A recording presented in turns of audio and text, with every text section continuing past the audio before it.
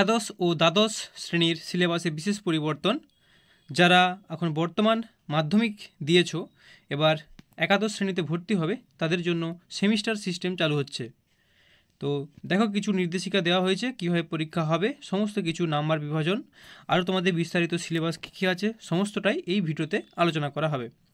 তো দেখো, উচ্চ মাধ্যমিক বিশেষ নজরে একাদশ ও দ্বাদশ মিলিয়ে 4টে সেমিস্টার। তৃতীয় ও চতুর্থ সেমিস্টারে হবে উচ্চ মাধ্যমিকের মূল্যায়ন। তাহলে বলছে দেখো, তৃতীয় আর চতুর্থ অর্থাৎ যেটা 11-এর পর যে 12 পোর্শনটা, সেখানেই কিন্তু তোমাদের মূল্যায়ন হবে। তৃতীয় সেমিস্টার নভেম্বরে, চতুর্থ সেমিস্টার হবে মার্চ মাসে। প্রথম তৃতীয় সেমিস্টার এমসিকিউ থাকবে, অর্থাৎ 11-এর ফার্স্ট সেমিস্টার এবং 12-এর ফার্স্ট সেমিস্টার এমসিকিউ কোশ্চেন, সমস্তটাই এমসিকিউ কোশ্চেন। দ্বিতীয় ও চতুর্থ সেমিস্টার মাঝারি ও বড় প্রশ্ন, অর্থাৎ ক্লাস 11-এর দ্বিতীয় সেমিস্টার এবং ক্লাস 12-এর দ্বিতীয় সেমিস্টার হচ্ছে এমসিকিউ থাকবে না, তার বদলে মাঝারি আর বড় প্রশ্ন থাকবে। ল্যাবরেটরি নির্ভর বিষয়ে প্রতি সেমিস্টার হবে 35 নম্বরের, মোট নম্বর 70। অর্থাৎ ধরো যাদের ফিজিক্স, কেমিস্ট্রি, বায়োলজি ইত্যাদি, যাদের বা জিওগ্রাফি, যাদের ধরো ল্যাবরেটরি বেস সাবজেক্ট আছে, তাদের ক্ষেত্রে 35 নম্বরের পরীক্ষা, আর দুটো সেমিস্টার মিলে 70 নম্বর। 30 নম্বর প্র্যাকটিক্যাল, তো 70 আর 30 হলে কত হয়, 100 হয়ে গেল। 30 নম্বর প্র্যাকটিক্যাল ও প্রজেক্ট ওয়ার্ক মিলে থাকবে। এরপর বলছে ল্যাবরেটরি নির্ভর বিষয় না হলে প্রতি সেমিস্টার 40 নম্বরের, যাদের ল্যাবরেটরি সাবজেক্ট নয় তাদের ক্ষেত্রে 40 নম্বরের, বাকিটা থাকবে কিনা প্রজেক্ট ওয়ার্ক 20 নম্বর। প্রথম, দ্বিতীয়, তৃতীয় সেমিস্টারের সময় 1.5 ঘন্টা সময়টা দিয়ে দিচ্ছে, আর চতুর্থ সেমিস্টার 2 ঘন্টার। দ্বাদশ শ্রেণীর টেস্ট কোনো নেই, টেস্ট পরীক্ষা হবে না। বৃত্তিমূলক শিক্ষা বাদে সব বিষয়ে পাঠ্যক্রম বদল। অর্থাৎ যারা বিভিন্ন রকম কম্পিটিটিভ এক্সাম দিচ্ছ, নিটে বসছো, জয়েন্টে, যেই এন্ট্রান্স বসতে চাইছো, তাদের ক্ষেত্রে সিলেবাস যেমন আছে তেমনই থাকবে। এই জাস্ট বোর্ড পরীক্ষার জন্য সিলেবাসটা বদল হয়েছে। তৃতীয় ও চতুর্থ সেমিস্টার অন্য স্কুলে গিয়ে দিতে হবে। একটি অ্যাডমিট কার্ড দিয়েই 2টি সেমিস্টার দেওয়া যাবে। তো এইগুলো ছিল তোমাদের নির্দেশিকা, কী ধরনের সিলেবাস পরিবর্তন হচ্ছে তার কিছু তথ্য।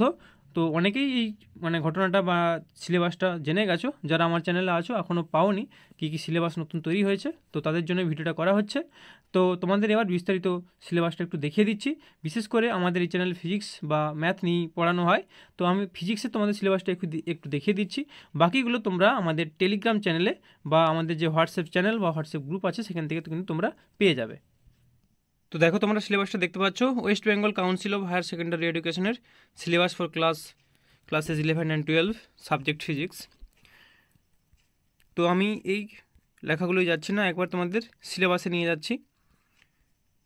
তো সিলেবাস দেখো, টপিক ওয়াজ সেমিস্টার 1 ক্লাস 11-এর ফিজিক্স, ফিজিক্স পার্টের ফিজিক্যাল ওয়ার্ল্ড অ্যান্ড মেজারমেন্ট, যে ফার্স্ট ইউনিটটা তোমাদের সেটা আছে।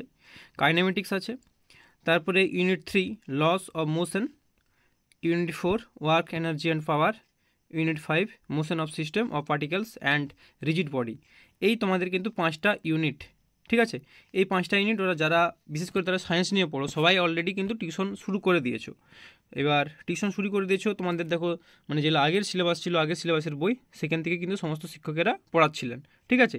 তো সেই হিসাবে কারো কোনোই অসুবিধা হবে না, যে পরপর 5টা ইউনিট আছে, সেই পরপর 5টা ইউনিট কিন্তু তোমাদের ফার্স্ট সেমিস্টারের। তো এরপরে আবার তোমাদের second semester, third semester, second semester 6 থেকে বাকি পোর্শনটা হবে, ঠিক আছে। এভাবে একই রকম 12-এরও সিলেবাসটা আগে যেরকম ছিল সেই রকমই দেওয়া হয়েছে। তো আমি তোমাদের টেলিগ্রাম চ্যানেলে বা আমাদের যে হোয়াটসঅ্যাপ চ্যানেল বা গ্রুপ আছে, সেখানে তোমাদের সমস্ত পিডিএফগুলো আমি দিয়ে দেবো, সমস্ত সাবজেক্টেরই পিডিএফ আমি দিয়ে দেবো, ঠিক আছে। তো তোমরা ডিসক্রিপশন বক্সের লিঙ্ক আছে, গিয়ে সেখানে জয়েন হয়ে যাও এবং দেখে নাও পিডিএফগুলো, ওকে। তো দেখো, আমি এটা বই থেকেও দেখিয়ে দিচ্ছি, এটা জাস্ট 11-এর জন্য। এই অধ্যায়গুলো এখানে যেমন 1, 2, 3, 4, 5 এই 5টা ইউনিট হবে। আর এখানে যদি দেখো এইভাবে ইউনিট 1 ভৌত রাশির ভৌত বিশ্ব পরিমাপ, ঠিক আছে। অর্থাৎ এটা তোমাদের বাংলায় জাস্ট দেখিয়ে দিচ্ছি, স্মৃতিবিজ্ঞান। হ্যাঁ, বই যারা কিনে নিয়েছো তাদের ক্ষেত্রে কোনো বইতে অসুবিধাই নেই, তারা অলরেডি এটা দেখেছো। ইউনিট 3 গতীয় সূত্রাবলী, এখানে নিউটনের গতিসূত্র, ঘর্ষণ আর বৃত্তীয় গতি এগুলো আছে। এরপর দেখো ইউনিট 4, এখানে কার্য, শক্তি ও ক্ষমতা, এই প্রশ্নগুলো পরীক্ষা হবে। এরপর ইউনিট 5 কণা সংস্থার গতি, দৃঢ় বস্তু, এর মধ্যে আছে স্থিতিবিজ্ঞান, দৃঢ় বস্তুর ঘূর্ণন। তো এই কয়েকটা জিনিসই কিন্তু তোমাদের পরীক্ষা হবে। এরপর ইউনিট 6 থেকে তোমাদের এটা পড়ে যাবে সেকেন্ড সেমিস্টারে, মহাকর্ষ থেকে, ঠিক আছে। এটাই ছিল তোমাদের ক্লাস 11-এর সিলেবাস ফার্স্ট সেমিস্টার।